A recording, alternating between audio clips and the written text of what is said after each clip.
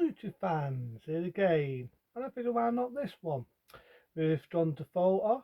Apparently, it was supposed to be a sequel to Saturday Night Fever, that being Staying Alive. Ha ha ha ha, staying alive, staying alive. That's why it's Staying Alive. It's, believe it or not, was directed by Sylvester Stallone. This was a time when Sylvester Stallone started to direct films. We all know that during his early days, he was known for directing the second Rocky film. Before he did this, he directed the third Rocky film. He did a bit of directing and other stuff, and this was his big break as a director. And for people who may not know this, Sylvester Stallone also appeared as an extra in the film.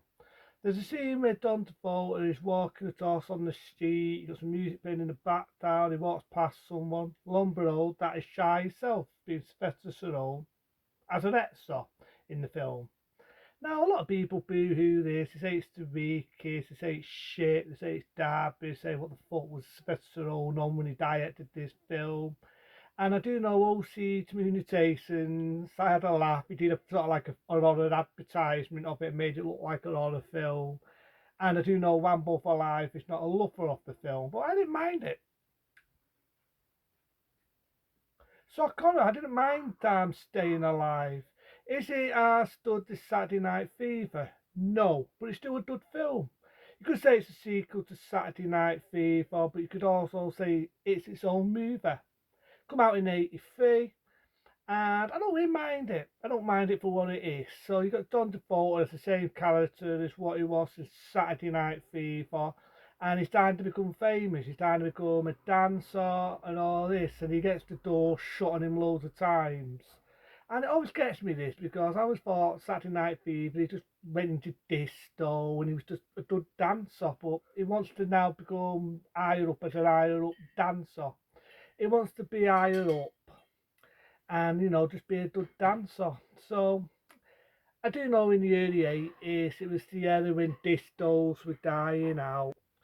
And like I say, it's not long at the end of disto. We don't know about disto, it went through the 70s, getting into the early 80s, and disto went bye bye. So it's like, what else could you do with a character that Don Travolta was playing?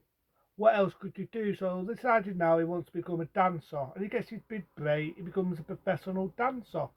You've got this famous place, it's sort of like this warrior, princess, fantasy thing. And I've got to admit one thing that Don Travolta, back in his heyday, did have a good figure on him. He did have a good figure, he had a good physique, a good muscly body, and he really played the role pretty well. And he meets one dude who's also a dancer, he's like bitsy, and you get the idea she uses people to get away to the top. And they got another dude who's his mate, and you're thinking, is she going to be the love interest? But then, in many ways, he's in beat with this one dude who he probably likes more as a friend. You got the idea there's going to be a love more there. And with this other dude, pretty to know, but bitsy really to know. She's the sort of will use anyone to get what she wants. She'll play with people's emotions. She'll basically fuck with you. And Don Travolta doesn't see that at first. So it's more of a drama this, just like Saturday Night Fever, it's more of a drama. But I like this. That was an interesting story, and it kept me engaged. So like OCP Communications, Rambo for Life, but don't like this film. A lot of people, for some reason, spies Staying Alive. I didn't mind Staying Alive. I didn't mind it for what it was. I did not mind Staying Alive. Shock, horror. So there's good bits in it where he's in the dance, he picks her up, he lifts her up, they do the date dance and everything. There's bits where again when it's a drama, he goes into this posh place, people really snoopy as anything, really one another's asses. Bits where she's playing with Don Travolta's emotions, then he's with her again, then she's not with him. Basically, she just plays with him a lot.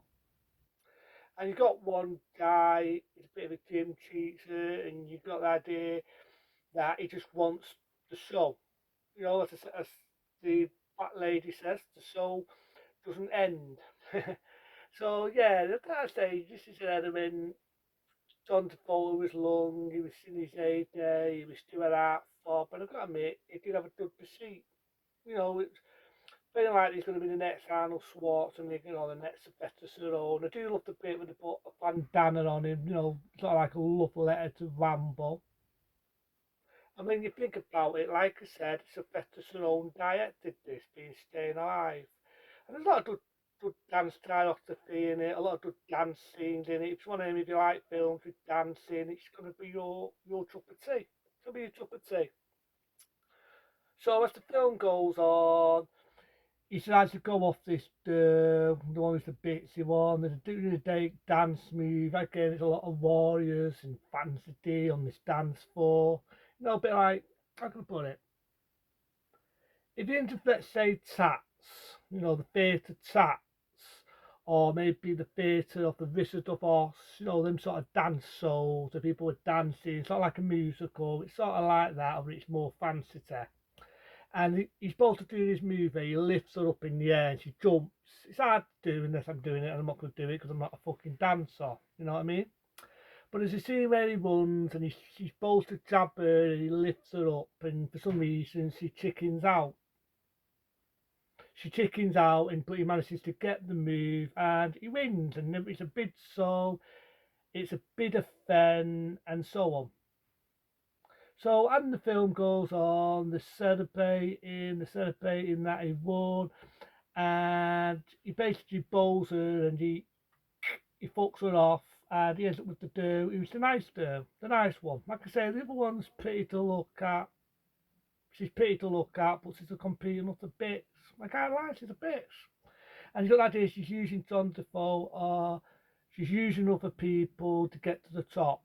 And I almost forgot, one actor in this, you might remember him, appeared in Rambo 3, but you probably remember him being the main villain in Robotop. That's right, Robotop. Half man, half machine, or half man, half, but anyway, half cop, half machine. Something like that. But you might remember him being the one that kills Robotop, that shoots him in the head, the main villain. He's actually in this, and he's one of the instructors and so on. Again, he's a bit of a dick, but he's one of them who just wants to make the money on the show. But like I say, he wins, he fucks her off, he ends up with the other two, and I love to see where he's walking and you've got the theme song by the Bee Gees. I love to see where you've got the song by the Bee Gees. So, you know what I mean? That's the only issue with this film is you don't get any songs by the Bee Gees. That's why I would say this was a step down than Saturday Night Fever. Because Saturday Night Fever, you got a lot of date songs, You can tell this, I'm a woman's man, and never go, and never leave. Without killing the song. You got all the date songs. And the only song you get to hear of the Bee Gees in this is Staying Alive, And we never know, and never be, never know, I'm a woman's man. I'm not going to do the rest, I will sound like the Bee Gees. I sound like someone stabbing by the balls, and he's so mad. But I love to see him, he's walking off John Defoe, he studs his chick, and then he moves at the camera, and he smiles, and it ends like that. So I don't mind Staying Alive. It's like I keep repeating myself, is it as good as Saturday Night Fever? No. But I do look at this as a standalone film. It was supposed to be sort of a sequel to Saturday Night Fever, but it's one of these. Saturday Night Fever was a different era. In 1977, Disto was big. But then near the end of the 70s, it just went. Disto went. So what could they do to make a sequel to Saturday Night Fever? Even though technically this is its own film, this is called Staying Alive. What could they do? So the big thing in the early 80s was a lot of people went to dance places. You had Sats, you had the Wizard of Oz, the musical. A lot of people went to musicals or places where professional dancers did dancing things. So they decided to hold it as that. And I didn't mind it for what it was. A lot of people say, well, you wish you done the thought of being a professional dancer. He used to say he was a good dancer in the days of the disco era. And like I say, in 1983, I still think John Travolta did a good performance. He's definitely looked good. He definitely had a good figure in that era. And, I think he paid off well. Something to say, after the 80s went on, John Travolta's career went bye-bye, did a few films, more or less a selective video. I would say video in that era. And it was only in 1994 he had his big break again when he did Pulp Fiction, and then the rest goes on. But I didn't mind Staying Alive. I didn't mind for what it was. I'm not going to say it's a Jake film, but for a directing film for Sylvester Stallone, a director film, and if it does, like I say, he appears in it as an actor. You miss him. What's passed on to Fulton in one little scene. I didn't think he did a bad job. He definitely sums up that Sylvester Stallone as a talent, whether it's his acting career or his directing career. He definitely has a talent. But is it a date film?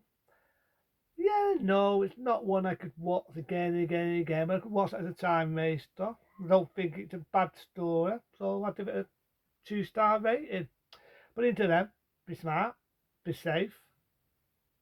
See you later.